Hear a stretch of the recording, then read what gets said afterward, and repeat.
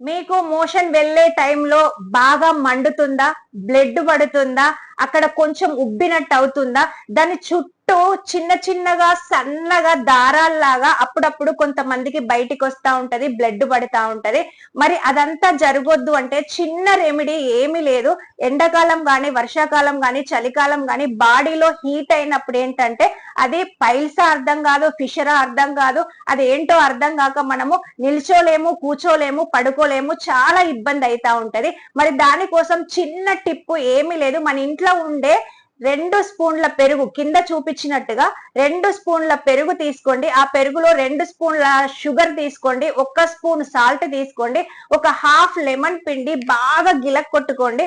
అలా చేసిన తర్వాత ఒక 1/2 లీటర్ వాటర్ అందులో పోసుకొని 3 పూటలా తాగండి. మీకు 100% రిజల్ట్ ఉంటది. అసలు బ్లడ్ పడదు, మండదు, అక్కడ వాపు కూడా తగ్గిపోతది. కాబట్టి ఈ రెమెడీ మీరు తప్పకుండా ట్రై చేయండి. మరి ఇలాంటి వీడియోస్ మీకు కావాలంటే మీరు ఏం చేయాలి? నెక్స్ట్ సబ్స్క్రైబ్ చేయడం అస్సలు మర్చిపోవద్దు.